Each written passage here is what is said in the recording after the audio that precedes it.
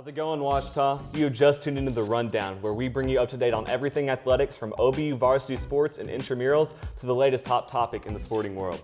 When you need your serving of sports, we're your guys. That's Jackson Carter. I'm Brandon Smith. Today in The Rundown, Jackson and I discuss OBU football standout Brett Reese. Reese is a 6'2" wide receiver out of Houston, Texas. He finished his career at Ouachita this past fall, recording over 2,000 career receiving yards and hauling in 17 touchdowns. Reese came to Ouachita in 2009 and had a monster sophomore year in 2010, totaling 825 yards receiving. During that same year, he was named to the 2010 All-GSC First Team and All-Super Region 2 Third Team. In 2012, Brett had 7 touchdown grabs and once again earned GAC All-Conference First Team honors. It's a blessing just to be here, first of all, and just to have the opportunity to go to the NFL. I mean, there's thousands of college football players, and just to even be looked at as a prospect for the NFL is a good, it's just a blessing in general. When you finally get the opportunity, it's when you realize that it could happen, that's when it was I really want to go. But when I was little, I actually wanted to be an architect, and so, after football, I might pursue that also. But yeah, it's been a dream for me. It's not unheard of for a Ouachita Tiger to be scouted and get an opportunity to play at the next level. Recent Tigers, Philip Supernaw and Julius Pruitt, both have spent time on NFL rosters, and Brett Reese is hoping to have that same shot. You know, Brett made it easier for me as a coach. He was a leader, and he made it to where I really didn't have to do a lot of coaching because he was going to get those guys in line. So it was a joy. It was a joy coaching him. He was a senior. He understood what it took to be successful. So he helped me in the sense of getting those guys ready, getting those guys in line. I told him, he need to really focus on the speed because he got the hands. He know how to run routes. He's a great route runner. But the main thing for him to make it, he really need to focus on his speed. Reese has been training during the offseason at Arkansas Sports Performance Center in Little Rock.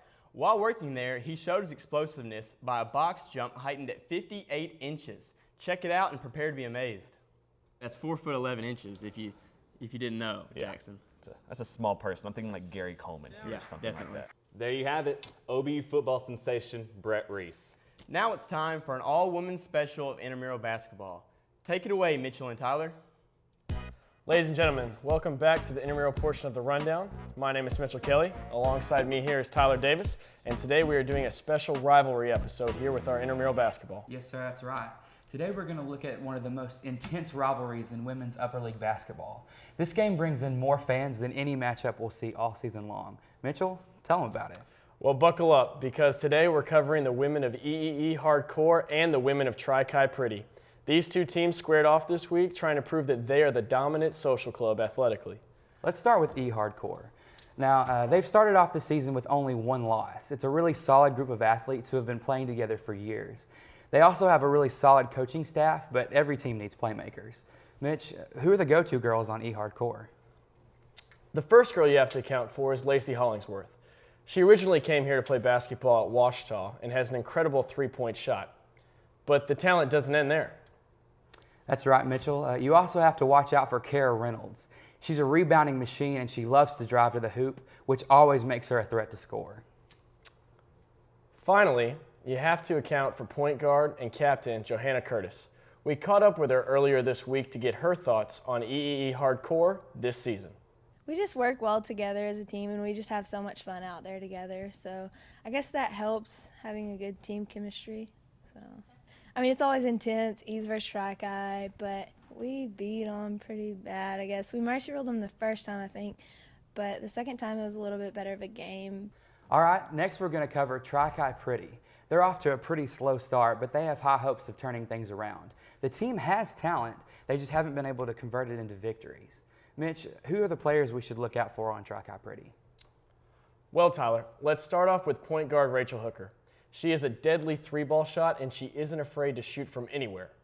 Next, you have to account for point guard Lindsey Barnhart. She's an excellent defender and creates a two-guard lineup for Tri-Chi. Last but certainly not least, we caught up with Tri-Chi captain Caitlin Jones. She's a dominant presence in the post, and she shared her thoughts on Tri-Chi Pretty with us this week.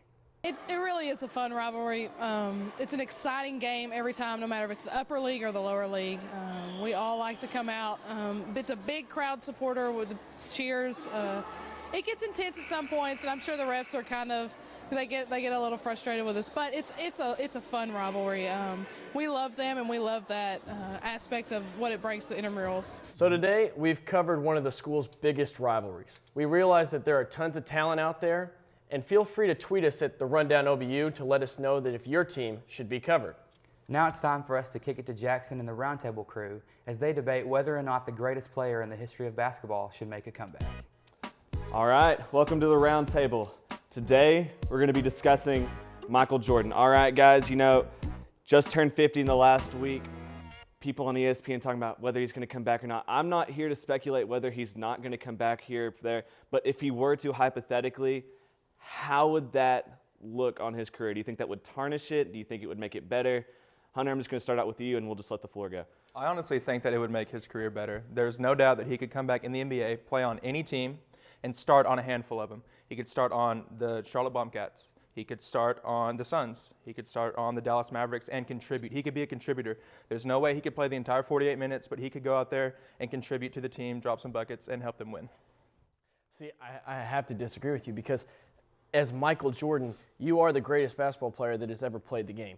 You have a legend. You have a movie made about you. You have a dunk that is named after you. At this point, you don't need to prove that you can come back and play the game anymore. You are the legend. You're the myth, the man, the legend. He went to 6 NBA finals, and not a single one of them went to Game 7. He is Mr. Basketball. At this point, to come back to the NBA is only going to prove that he doesn't know when to quit. But he's not coming back necessarily to prove anything. He's coming back because it's the sport that he loves. It's the sport that he's amazing at and was amazing at, and he became legendary. So who's to say that he can't come back? I'm not saying that he couldn't come back and contribute, but like you said, he's addicted to the game. This is something that Michael loves. Michael is a star. Michael is a playmaker. He doesn't want to come back and be a role player. He wants to come back and be the man. And at 50 years old, he can't be that man anymore. Yeah, I mean, I got to say with that, he's not going to be here. He's not going to be like who we think about LeBron James or Kobe Bryant anymore. And while it's not even an argument that they're not on his level yet, coming back to the game right now and trying to be that same player isn't going to happen. And when the LeBron James, when the Kobe Bryant comes in there and just absolutely makes a fool of Michael Jordan in the middle of the game, that's going to look bad on him. And then there really are going to be questions of whether or not he has been or is the greatest at this point anymore. I don't think he's going to be the same as he was, but I don't think anybody will make a fool of him. I think he was such a superior athlete when he retired that coming back, he still is going to be better than him. He's 50. Yeah. I don't know. Yeah, I mean, he is 50. Michael Jordan, he holds the record for the most covers of Sports Illustrated. And just this week, he is now the cover of AARP, a retired person magazine. The man is done. He's washed up. And I'm not saying that he couldn't come back and play. I'm not saying that for a 50-year-old man, he's not athletic and still could play the game. He probably still has a shot. But Kobe, LeBron, these guys are on another level. The league is so young. You have so many one-and-doners who are 19 years old playing in the NBA. I mean, that's just something that Michael can't handle anymore. I would still honestly have to disagree. He could come back. There's no doubt he isn't on the level of LeBron James. He's half as old as Michael Jordan is. And then Kobe Bryant. Because, back in his prime, Michael Jordan was the best ever. He is the best ever, I believe. And if he came back, I mean, there's no doubt that, they might cross him over here or there, but he would be able to contribute. He could drop 10, 15 points a game easily. And he is better than a bunch of 20-year-olds in the league. I guarantee you that. I just, from looking at, previous examples of Jordan, obviously, he was great. Then he came back and played for the Wizards. It wasn't anything spectacular. I mean, he came, he showed up, he did his job. He sold tickets, which, was a big reason he was there. He sold jerseys. He brought the Wizards prominence, and they're terrible. But, I just think even more so now that he's not going to even show up even in that sense. He's going to be there. He's going to he's going to be he's going to be a spot-up shooter. He's going to be there. He's going to take the pass. He's going to shoot it. He's not going to be the guy to drive. He's not going to have the dunk from the free throw line. I just don't think that he's relevant as a player in the sport. He's relevant as a legend, like you were saying a second ago. But I just don't think he could come back and be that guy that we all think he did. But when he came back with the Wizards, no, he wasn't as explosive as he had previously been, but he made up for it in other ways. And I think that's what would be the same case here. Okay, but when he came back with the Wizards, like you said, he's a role player. He's a playmaker. That was 10 years ago. You know what I mean? He's 10 years older. He's been playing golf. I mean, he may still be in shape, but at this point, Michael Jordan just needs to sit back and let every ESPN analyst say who's going to be the next you. Do your Hanes commercials, play your golf, have fun, and sit back and be the legend that you are. He does not need to come back to the NBA.